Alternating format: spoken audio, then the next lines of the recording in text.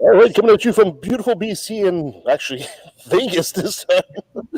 Vegas. 2.0. My name is Kevin, and I got to tell you guys that being cremated is my last hope for a smoking hot body. Joining me as usual is the lovely Christine. Christine, how you doing, dear? Hello. Excellent.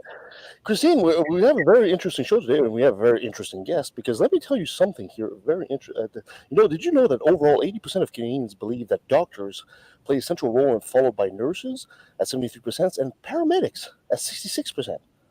In total, 90% of Canadians believe that paramedics play either a central role in Canada's healthcare system or an important role. And today, of course, we brought Luciano Nisi, author and ex-paramedic, to talk exactly about that in his book. Luciano, thank you so much for being with us on the show. Thanks, Kevin. I appreciate it. Yeah, that's great. I didn't know we had such a big audience. And thanks also, Chris, for inviting me to the podcast. Excellent. Luciano, first of all, you're actually a local guy. You're right here in the region. And maybe you'd be so kind to give us like a quick bio as to who you are and what you did there in your life. Uh-oh, we don't have enough time. No, just kidding. Well, I guess just a quick bio just for sort of my background, medical thing, whatever. Some of the things I've done is going back a number of years, I think I became interested in helping people, etc. So I joined St. John Ambulance at, I think it was about 14 years old. So, started participating in that and local first aid events, things like that. And then later joined a search and rescue team. So I was involved in that.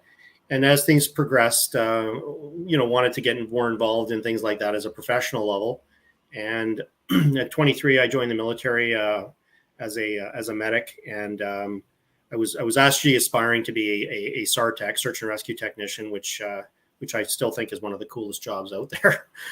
Didn't quite make it for various reasons, but so I served 6 years in that, and including a tour overseas, and then when I got back, I did various jobs and things. Got into the Coast Guard at the hovercraft base in Vancouver. I worked there for 8 years as a rescue specialist diver. But while I was working there, I started there in 2000. 2002, I got hired on with BC Ambulance as a paramedic part-time. As I still, that is one of the things I always wanted to do, actually, was be a street paramedic. Even back in the military, I tried to get on part-time while I was in the Army, but it didn't quite work out that way. It was a bit challenging when you're in the military and then try to do a civilian job on the side. So I did that part-time while I was in the Coast Guard. And then, after I left the Coast Guard 8 years later, I still stayed part-time as a paramedic. And then I had switched from the Coast Guard to CBSA as a border officer, which really wasn't that good of a fit for me, I found out. Really? So I kind of had this pull between law enforcement and medical rescue stuff. So it was kind of a bit of a pull. But so eventually I decided to go full-time with the ambulance service. And then I continued on with that until just this April. I decided to finally resign after 18 years. With basically combined, I would say, I didn't do the math, but it's about 35 to 38 years combined medical rescue of time. So it was quite a number of years spent in that role, whether it be paramedic or rescue work. And I just, I just decided to, I've done enough of that, and I wanted to shift things up a bit and just carry on with my own business ventures and some other things. So that's kind of where I'm at. And you came out with the book that we see right behind you, actually. That's actually called Untold Stories of a Paramedic. So what prompted you to write that? Yeah, so I guess it is actually officially my third book I wrote, but it's truly, I would say, my first real book, because it was the first one that I went through a publisher and had printed the way I did and had it distributed the way a normal book would. My first two books were ebooks, and they were distributed to a point, but it's not the same thing writing an ebook and then, having a printed book. So it was basically, I guess, a combination of things. Of one, we're on these calls and we're thinking, people aren't going to believe this happened, this type of call, and why someone called us and all that. And then the other aspect was, I thought, I wonder, there isn't I don't even know, there might be one other book written by a BC paramedic about, kind of how we operate and what we do here. And although there's been books written from other paramedics in the United States and, Australia and Britain, perhaps various countries and things, I just thought, it would be good to write about locally what, kind of things we deal with and maybe, what differences or similarities. And so I thought of writing a book of short stories, and that's what it is. So it's a compilation of short stories of all the calls that I've attended. Mm. And I tried to pick a variety that would give a good scope of what the job is versus, we're not doing, heart attacks and stabbings every day and that it doesn't work that way. A lot of the calls are quite routine and we'll say almost, Mundane. just not serious calls, right? Okay. Some days I used to joke with my partner that we didn't pull the cot out for 4 days, right? Because all our patients were walking, or we didn't use anything in our kit except the BP cuff and the pulse ox and maybe a stethoscope. We didn't give any medications. We didn't give oxygen. We didn't, and that's the way it is. And then the next block, we're doing multiple trauma calls, cardiac arrests, overdoses, like you name it. So it just really depends where you are, what's going on. So I think a lot of us have this unrealistic view of what paramedics do because we watch movies and we see paramedics coming in, they're jumping out of the back and clear, and they come there with the paddles and clear, and they just shock the guy back to life. But in reality, it's nothing close to that. Being a paramedic. No, you can be doing, like I say, a lot of sort of routine calls. We go do a lot of care home calls. We do calls for people that are we got regular drunks that we end up picking up locally that they have their own substance abuse or issues they're dealing with, and so we deal with those. We get calls for simple things that really don't require an ambulance, we'll say,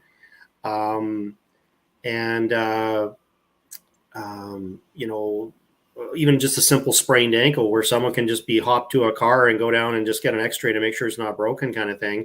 We get called to calls like that.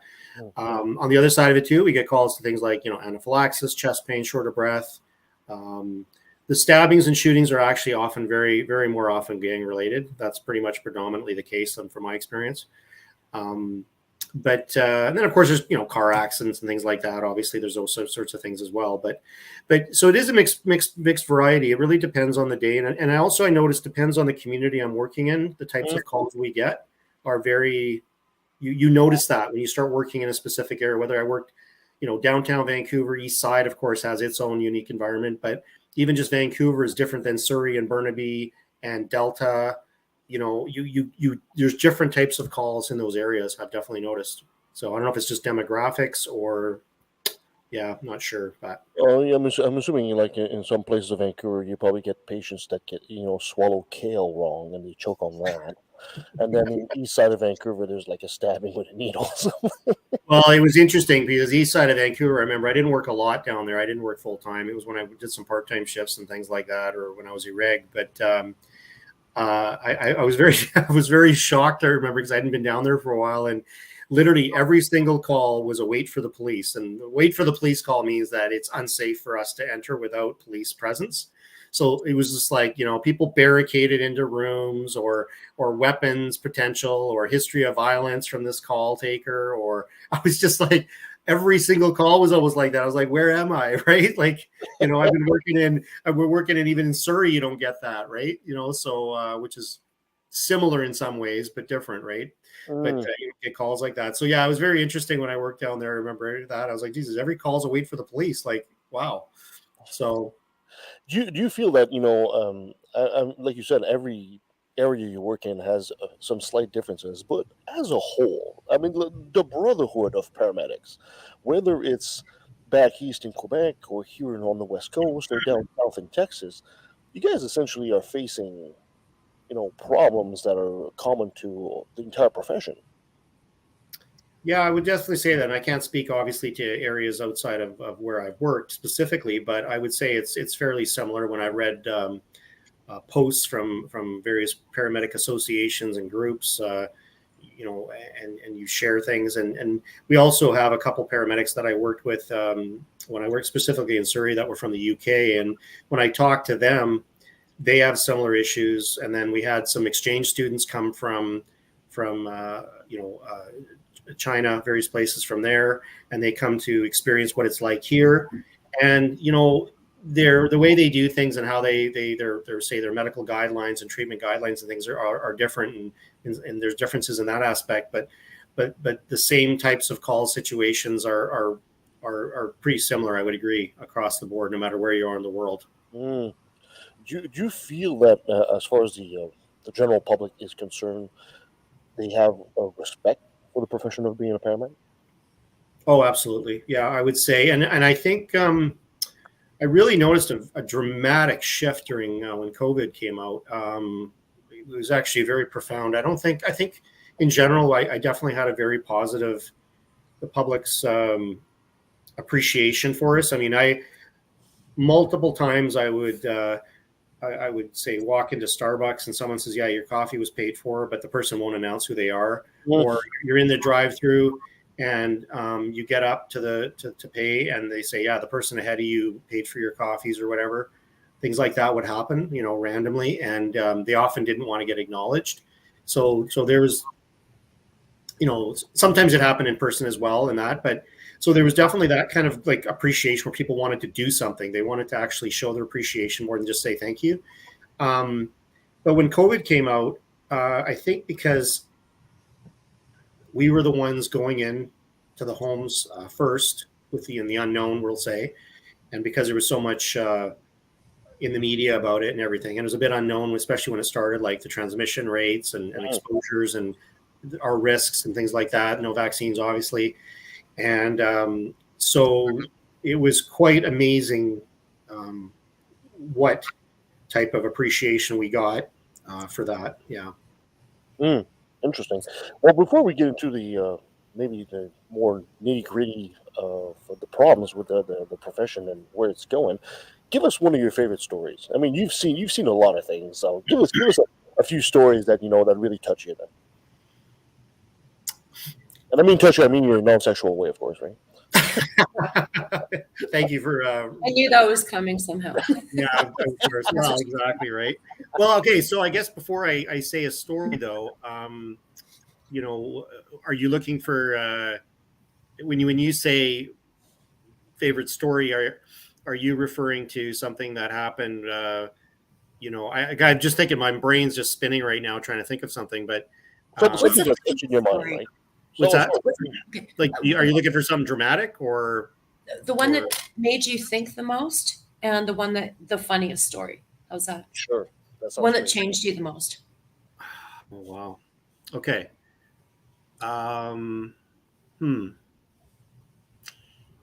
Yeah, there's there's so many, and to say one, like so funny stories, I suppose. Yeah, you know what? I'll use this one as the funniest story. I think this one hands down is probably the funniest story, and it is in my book. And I titled it "The Onion."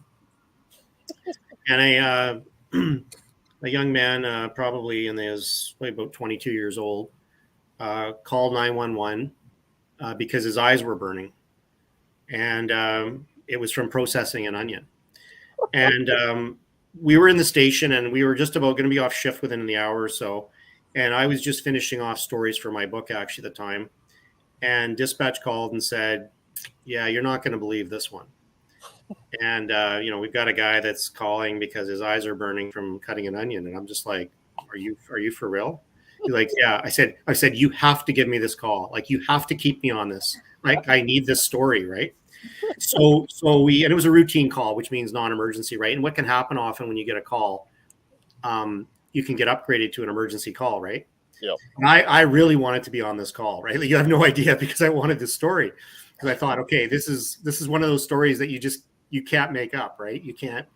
And so I told my partner, I said, let's go. And then, of course, on our dispatch CAD, we have a screen in our ambulance, and it said, and it gives a description of the event, right? And it gives the address and everything. And then it says, it'll have like description of event and stuff. And it'll say, patient cutting onion, excessive tearing and burning in eyes, patient away from offending onion. When it said away from offending onion, like literally I started laughing and I'm like, oh my God. So, and I was driving, my partner was attending, really good guy. And so I was speeding to get to this call. Okay. It wasn't very far away, but I was so worried about it being upgraded because that's what would happen all the time. Because they'd say cancel, take instead, right?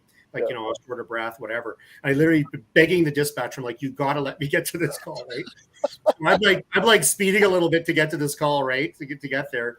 And it wasn't that far away. It was like, I think it was only 12 minutes away, fortunately. So we got there, we pull up. And once you're on scene, you're pretty much committed, right? Like once you're on scene. So we get to this residence, very nice residence and stuff. And we open the door and this person's there. And he says, oh, I was just going to cancel, whatever.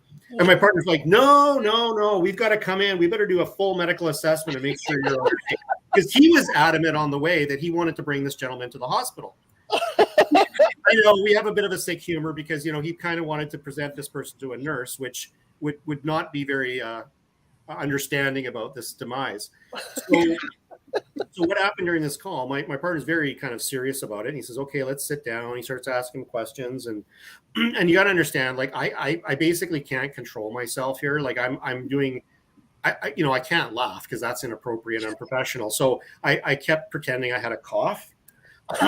And because I literally was I didn't know what to do. Like I'm sitting there vibrating off to the side, right? So I don't show this guy that I'm laughing.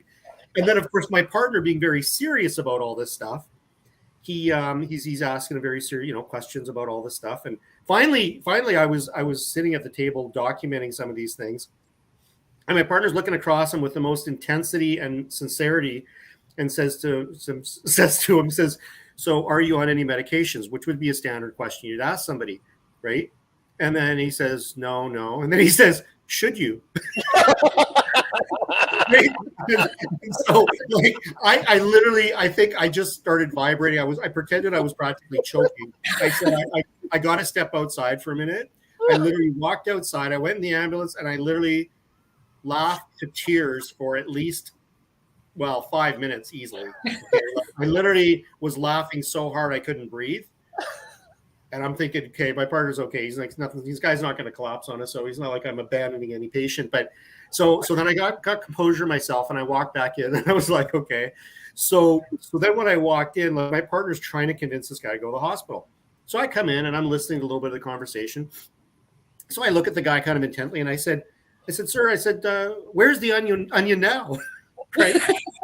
He says, oh, it's in the kitchen. Do you want to see? I said, yes, please. Could you show me? So we get up and we walk in the kitchen and I walk in and I see a food processor which got this onion shredded in it. Right. So then I look at him very intently. Now, I think his brother or something came in. He was probably about 12 years old. He comes in and he's kind of like observing what's going on here with all this questions and stuff. Right. And I said, do you have any onions in their natural state? Because I took a picture of the processed onion. So then I go over to the onions and I see some red and white onions, and I take a picture and I said, "So which onion were you using? A red one or a white one?" And he goes, "Oh, I was using the white ones." I said, "Okay." Oh, that's racist. so then I go back and after we finished, talking to him, I looked at him very intently and I said, sir, in the future, I would recommend you avoid dicing, chopping, or otherwise processing white onions. Well, I think at that moment, the 12-year-old kind of looked and he realized that we were kind of, we'll say, mocking him a little bit. And he kind of got that look, when you have cartoons and they have that little whiff of smoke above their head, like this realization comes that this is absolutely ridiculous. And he got this look on his face and he just walked out of the kitchen. And then I think the guy finally picked up on it when I said that. And he said, yeah, I don't need to go to the hospital. And I'm like, no. I said, I think we should get. He goes, well, it's not really burning me anymore. And my partner's still trying to convince him. And I'm like, well. So anyways, he finally refused and we finally left. Like, I think the realization finally came to him. Now, you need to understand, they're still going to get billed $50 for that response. So I don't know, like he lived at home with his parents. So I'm sure when that bill came in, there was some questions and some concerns about why he called. But So that would probably be hands down, I would say, to my mind right now, the funniest call I've ever been on was the It onion. was probably an expensive salad after that.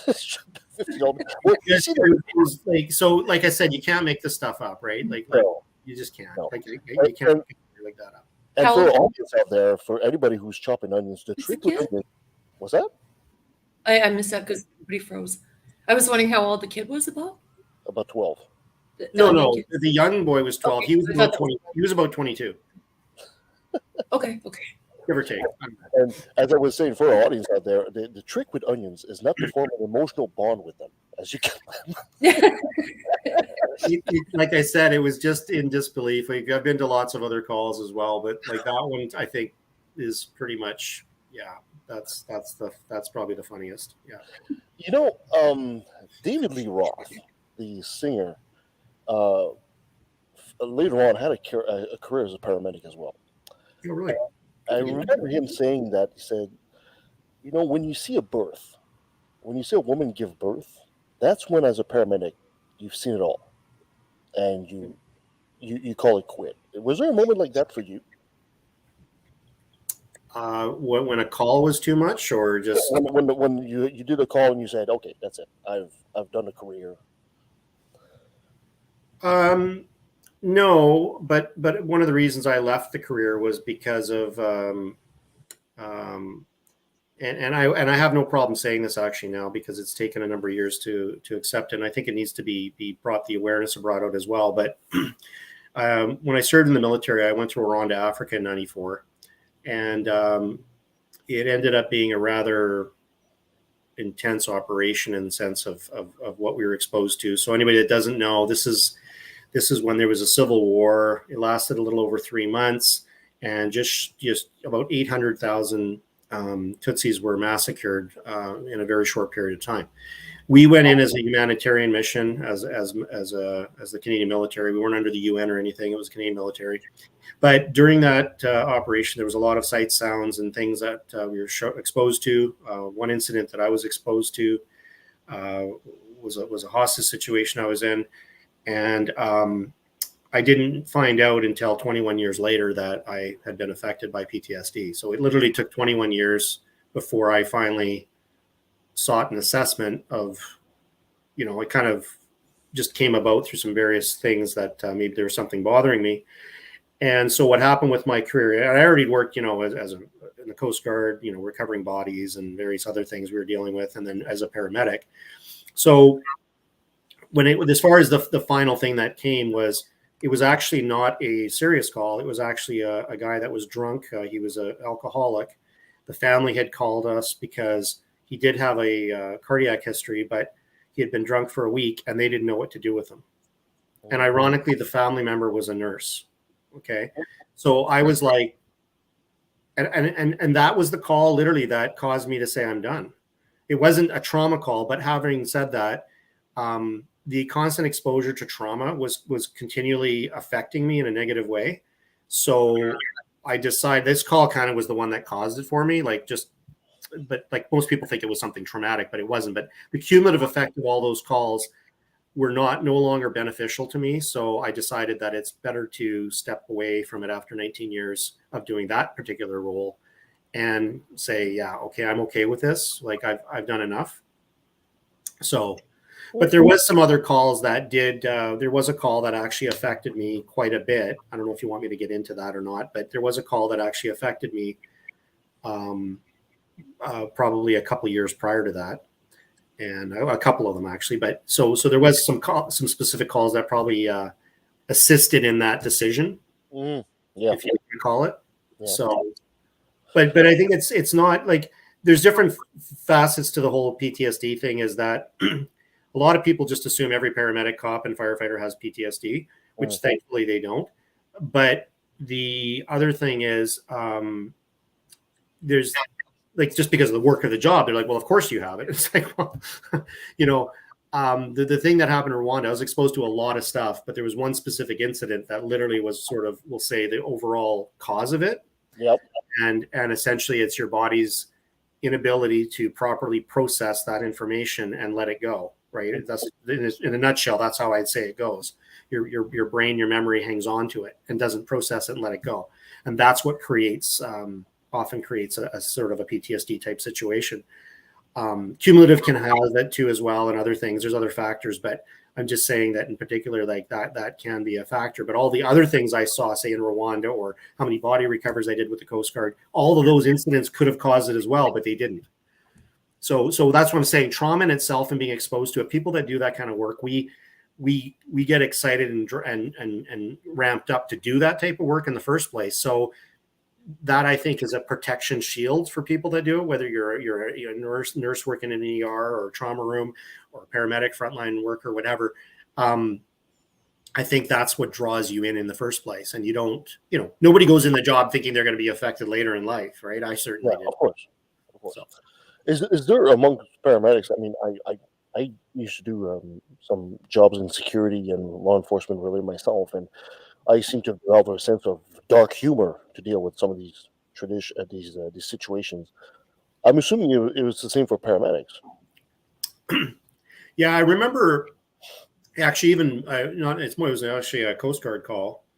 It wasn't even a paramedic call, but I remember that it was very pronounced, the dark humor, because we had just recovered a bridge jumper that literally jumped off the Patilla Bridge, and we almost hit the hovercraft. We had drifted in with the current. It was just the way it worked out. But we pulled this person out of the water, pulled them in, and we were doing CPR and everything, and putting a defibrillator on them and everything. And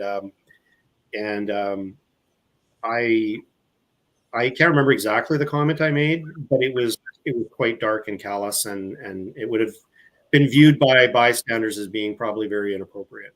Yeah, the crew was only on board and everything, but yeah, there's a lot of that, and that's pretty common across the board. I know nurses use it, and other first responders like police and fire also use it. It is a coping mechanism, and I think a lot of times bystanders, they don't understand it. If they see it or hear it, they might think it's inappropriate. Oh, absolutely. Because from a third party view, I would probably say it's inappropriate, but that is our coping mechanism, unfortunately. Yeah.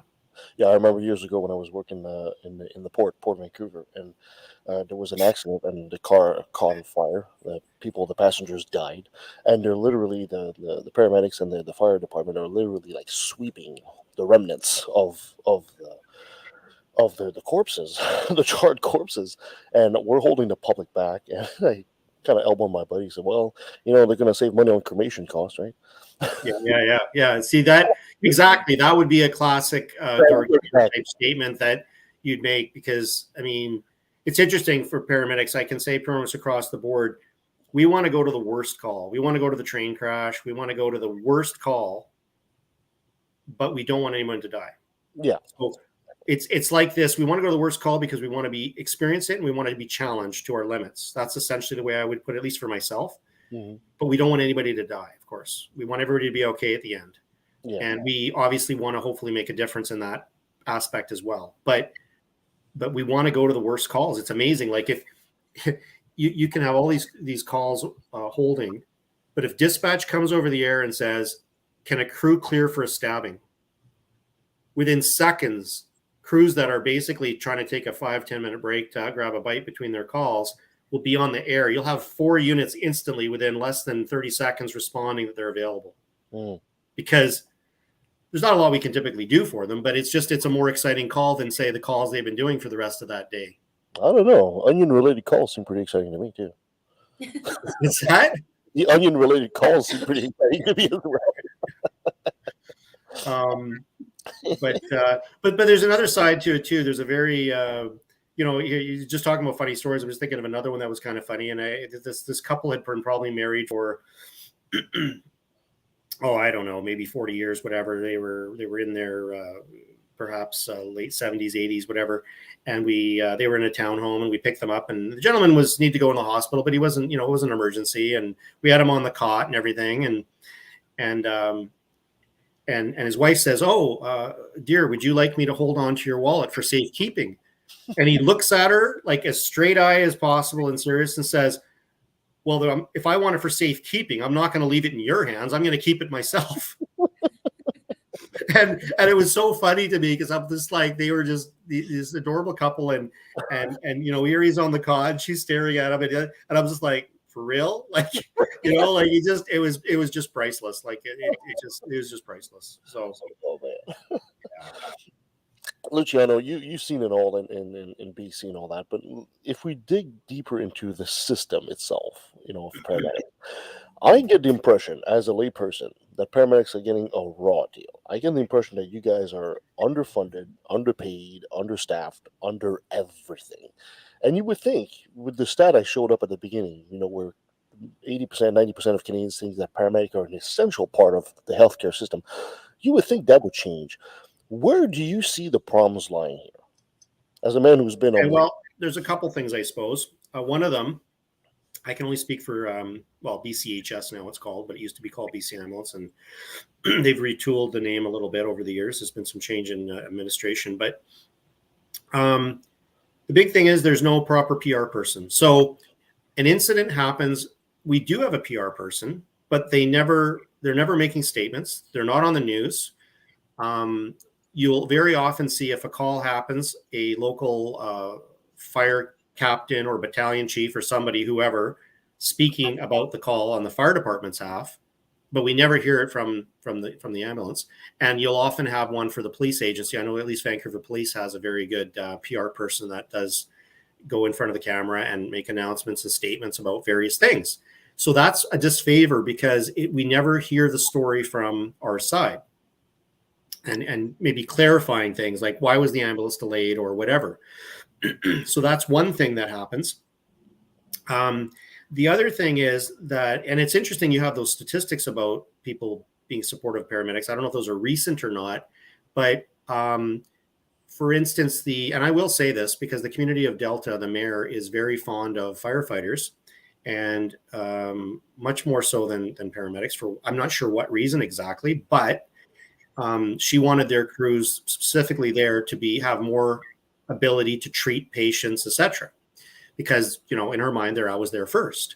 Well, there is some truth to that, but there's a reason for it. So if you look at any given geographical map of a community, you might see 5 fire stations on the map. Now, they're not all necessarily full-time staffed fire stations, but there are there. So they're either volunteered by paid on call, or there'd be some full-time crews depending on what their needs are. Now, their primary role is fighting fires, you know, rescue, things like that. It's not medical. Okay. They respond to our calls. Basically, they get dispatched through our system as if they can assist and provide some assistance and care, so they can get to the call first. Okay, but if they're sitting not doing anything and they're sitting in their station waiting for so-called fire call, or, you know, something related to the fire department's role, they will get there first because the crews are, you know, running around doing, you know, nosebleed calls and things like that, or whatever, or delayed in hospitals or just short staffed, and they're not available. So the fire department gets there first. So a lot of times people just assume, and they've done this, they actually call the fire department. They don't call us because they're like, well, the fire department gets here first. Yes. Okay. So depending on the call, there's really not a lot firemen can do. Okay. If it's a cardiac arrest, yes, they can assist and they can provide, obviously, rescue efforts, but it is also limited. The big thing is they can't transport. Okay. They don't have an ambulance, which is really where they need to do. See, our job is to assess, stabilize, and transport to the hospital, right? That's essentially what it is. Our interventions are to stabilize and maintain, and I always say, so the hospital can save them. Okay. Now, we do save lives on occasion. Don't get me wrong. We do make a difference in that case, but so with the fire department, their role is to assist that stabilization process, but oftentimes it's more of a comforting measure in a lot of ways. Like if it's not a serious call, it's more just comforting that there's someone there. But in reality, unless it's a serious bleed or something, you know, they have no medications virtually to give. So what role is that department doing now? And then what happens is, if you look at how much money is allocated to fire departments versus ambulance stations and the medical side of it, I don't know what the volume difference is, but it's huge. Okay, so you're now putting more money towards an agency, a resource that isn't able to treat people. Okay. Now, I'm not saying we don't need fire department. We absolutely do. And when they're on multi-layer calls, cardiac arrest, MVAs, whatever, it's awesome, right? We need them. We need their help. But there's too many times where money's being allocated for their resources to be dispatched versus where another ambulance should be placed at a station or in an area to cover that lacking of that need, if that makes sense. So that's one part of it. Let's see. The other part, up until recently, and I just found this out because I just actually did a book signing yesterday in Langley, and I talked to a fairly new paramedic. And in the past, it would take you about 5.5 years part-time before you would be eligible for full-time work. That's a long time to wait. Okay. You don't have to wait for that to get on a police force. And I don't know, the fire service is a bit different too, but I'm not saying it's easy, because they have their recruiting process as well. But normally if you're applying for a full-time position as a firefighter, once you get hired, you're hired. You're on probation, but you're hired. You're working. You're not working part-time. Okay. So, but now recently, because of the, I guess they're really having a staffing issues, and I didn't realize it was bad, but literally paramedics are literally getting full-time spots almost immediately off the street, which has never happened ever since I've been with the service in 19 years. So that's been a shift. There's a real lack of paramedics. I mean, the wage disparity is also a bit of an issue. I don't know if that's the reason why you're not getting people applying. And I don't know off the top of my head what the starting wage is, but I would probably guess it's probably about $25, $26 an hour. Nothing. And I do know that when I was looking at shifting from my career as a paramedic to other things, I do have some background investigation and things like that. So I was looking at bylaws, and specifically there was a position I found, an entry-level bylaws officer in Langley, that was getting paid, I believe it was $2 or $3 more than my current wage at 19 years as a paramedic. That's outrageous. Right. So there's those things as well. I don't know. I'm trying to think if I missed something with your question. I hope I didn't divert too much, but those are a few things that I've identified for sure. We get a pretty clear image as to why it's difficult to recruit paramedics, because, I mean, for example, we've always heard the idea that, when you guys are on hold and you're just sitting there waiting for a next call, you guys are paid like $2 an hour. Is that an actual thing? Well, it used to be, yeah, that was called pager pay. And that was assigned, basically what that was designed for was the same system as they have the volunteer firefighters in communities, especially small ones. So they have people that get paid until they get called. And with paramedics, you carry a pager, and then when you get called, you get a 4-hour call out. And in very rural areas and that, but what happens is you don't have enough local people. It's designed that you're local, you live there, and then you carry a pager. The problems with that is a couple. So first of all, if you have 2 paramedics local that do staff that, okay, so obviously you have to be available and you can't be drinking or anything like that. Yeah. But when the pager goes off, you have to either get to the station, change at home, whatever. You got to drive there. So let's say it takes you 10 minutes to get to the station. Then you get in your ambulance. Then you respond to your call. So there's a delay, an excessive amount of delay, right? So if it's a serious call, that's causing some issues. Yeah. But what would happen is because they couldn't get the staff, and I did this for 2.5 years, say in Lytton, for instance. I drove from Vancouver and then Abbotsford when I moved to Lytton to staff an ambulance and what they do is they'd put you on back-to-back shifts. So you'd work, say, 3 12-hour shifts in a row at $2 an hour until you got called. So you'd stay at the station, right? So this is what's happening. So you're essentially living at the station on this pager pay. I don't know how much of it's changed now. I know they're getting away from that, and they changed it to a thing where you had to be in uniform, but they paid you $10 an hour, and then you got the 4-hour call out. So you're making more money on standby, but you actually had to be in uniform. And they called that a Fox pattern. But then I don't know now. I know there's a shift where they're starting to staff communities with full paid paramedics now. So I don't know if that's across the board or what. I don't know the dynamics. I haven't been really involved in the knowledge of that in the last couple of years. I've been kind of distanced. So I'm not sure the specifics of that. It is changing, but I do know that the staffing issues have been there since I've been there. Mm. So, sorry. I need to interrupt you to say goodbye and to thank you for the discussion. And I will see you next week, Kevin. And I'm really looking forward to reading your book. And Thank I'm you. sorry. Okay, thank you. Thanks. Okay, Thanks for joining us. thank you. All right. Well, now that we've got rid of her, Yeah, now we can talk stuff, right? that's right. Now we get back. No, Good. what I wanted to say that you're a man who's seen essentially both sides of this equation. If let's do a magic wand moment here. You know, I've given you a magic wand, and you know you're in charge of changing the world to make it better for paramedics. What would you do? What would you, if you were in charge of government? What would you do to make this happen? Well, I would look at where a lot of it turns into funding issues, but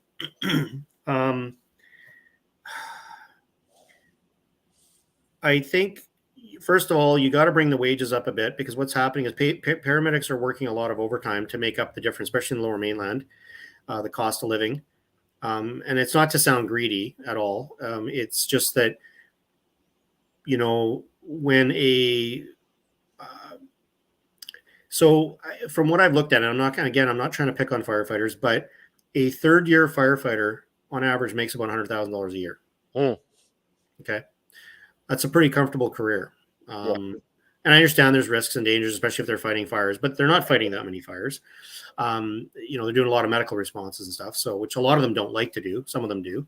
But if you look at the average wage of a full-time paramedic, say PCP level, so primary care paramedic, which is sort of we'll say not the entry level, but there's a level below that, but we won't get into that one, the EMR level. Because essentially it's PCP, right? Primary care paramedic, advanced care paramedic, and then critical care paramedic. Okay, so that's the levels. Critical care paramedics are the ones that fly in the helicopters and the jets and that. So there's quite a bit of difference in training and knowledge between those levels. But so a primary care paramedic, you're looking at around I don't know, 70-ish thousand a year versus 100. So that's a huge difference in pay. Right there. So I think that would be one step in improving retention and people wanting to do the career, is that make it attractive enough that you're being compensated. Now, recently, in the last contract, they did manage to give us shift differential, but it was a bit of a modified one for nights and weekends, or nights, which has never been in the service at all. Whereas nurses have had that forever. I know when I worked as a border officer, we got a shift differential for weekends and nights. Pardon me. Because one of the most difficult staffing places was night shifts. And when ambulances are down, what does it do? It just puts a strain on the other crews, right? There's more calls. You know, every time you drop an ambulance, you're losing, well, between 8 and 15 responses, but at least probably 8 to 10 transports, depending on the night and the delays in the hospitals and stuff. So that puts a strain on the system, right?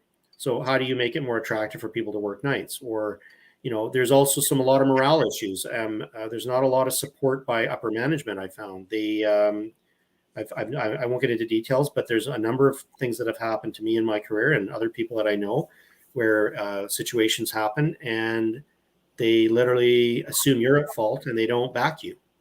So if you don't feel backed by your employer, you know, it's a very difficult.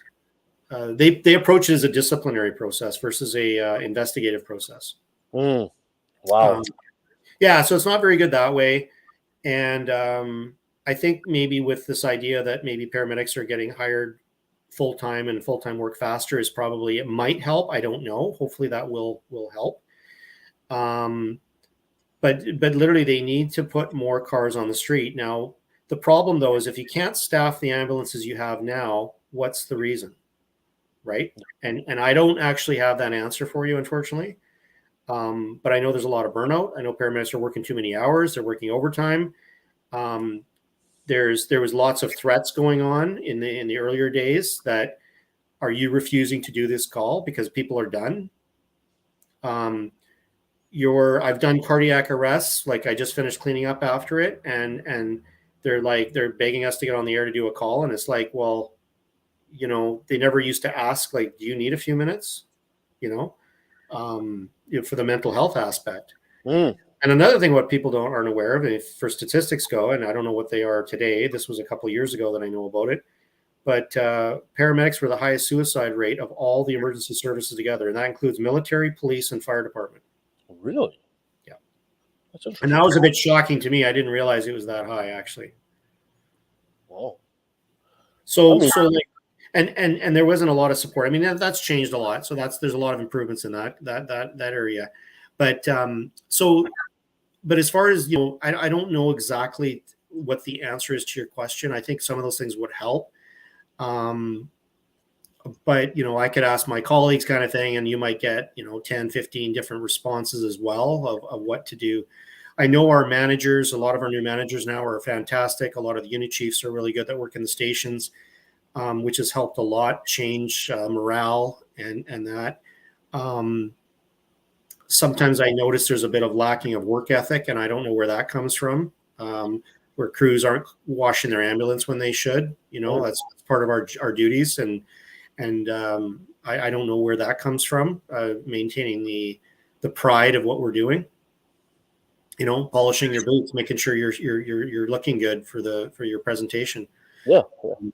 So I don't know exactly, like you're saying, the wand, but I think if anything, make sure that the funding is going. If we're short paramedics, if we're short ambulances, and we need people to do medical calls, then maybe we need to put some money towards that. Versus when I heard Vancouver, over 1 week, the mayor and the council they staffed, I think, 2 or 3 rescue trucks at $150,000 a year or $300,000 a year. It was like $1 million for 2 rescue trucks or something, with wages and the vehicles, because of overdoses. Well, giving Narcan and to an overdose is not the magic fix, and that was their answer. So it's a little not thinking the big picture. I think it would. Well, that's politics, of course. Right. So, Luciano, there might be somebody out there that watches this now or down the road that who wants to become a paramedic. Young fella, young girl. What advice would you, as a veteran yourself, give them to the next generation of people getting into the business? Well, I would say take care of yourself. Come in with a good work ethic, and know when you have to push past some of the limits, because one thing that we don't get breaks, right? Like, there's no such thing. I could go on a break. They started that a few years ago, where you go on a break, but if a call comes in, a code 3 call, which is the emergency lights and siren call, that's code 3 call, you're off your break. So you don't really have a break. Okay. So we used to massage breaks after we wouldn't clear the hospital, and we'd have always food with us, and we'd eat, because you literally didn't have time to eat or grab a coffee, right? Because of the volume. And you need that unwinding time. So you need to be able to take care of yourself. Now, sometimes you got to push through that and just do that call or whatever, right? But you can't push crews like that constantly, day after day, and expect them. Then what happens is they book off. They'll book off the shift. They'll book off the next day. So there's a cascading effect to that. So if you're new, make sure you're taking care of yourself. And that doesn't mean to be slack. Come in with a good attitude, like work hard and do your best. But make sure you take care of yourself. And if you need some time between a call, if a call is affecting you, make sure you call the CIS team. Do whatever you do. Make sure you don't allow that cumulative effect or stressors to build to the point where it's affecting you later down the road, and pretend that you're tough, you can handle it, because that's what I thought, especially with the military. I guess just be aware of the job, that there's certain parts of that aren't going to change. The wages, I don't know where they're going to go, but be prepared that you're not going to be making the top wages. And if you want to make a lot of money, then maybe get into something like nursing or something, where they get paid more, and you have to go to school and get your degree. But the program's changing as well, because right now what they're doing is, and they've been looking at this for a couple of years, and it is changing now, where the PCP program will be diploma, and the ACP, which is Advanced Cardiac Care Paramedic, will be a degree program. It's being professionally recognized higher levels now. So I think that will also help in just the recognition as far as that goes. But most people that get into the job is just, it's a passion and a desire to do it. And and I would say overall most people enjoy it even with the challenges. Fantastic. But yeah, so I hopefully that's answered the question you asked me. But The book is Untold Stories of a Paramedic. Luciano, thank you so much for being with us on the show. If people want to find out your book and get a copy, where can they find it? Well, you know what? It's available on Indigo, Amazon. I also sell it on my website, signed copies if people want to order it. And it's just my last name, -books.com. So Nisi-books.com. So I do mail out signed copies. But yeah, it's available, like I say, on major, like Indigo and Amazon and things like that, if you want a copy and read it. It's been well received. Like I said, I sold 21 books yesterday in Langley in 3 hours, so it was pretty good, pretty popular. So it's still doing well, and I've got your copy here ready to sign off and mail to you, and you're gonna scan up your address, and I'm gonna kick you a copy. And it sounds like Chris wanted a copy as well, so I'll mail you guys out some copies, and you can read it. But the only condition is you have to leave me a review on Indigo or somewhere. So It's a fair deal. and it has to be a good review, or don't leave it, right? Fair enough. I'll do 4 stars or better. Like, come on, like, what are we doing here? Luciano, thank you so much for being on the show. Before I let you go, I gotta have you say hi. This is Luciano Nisi, and I took a left to the valley. Hi, this is Luciano Nisi, and I have been on Left of the Valley.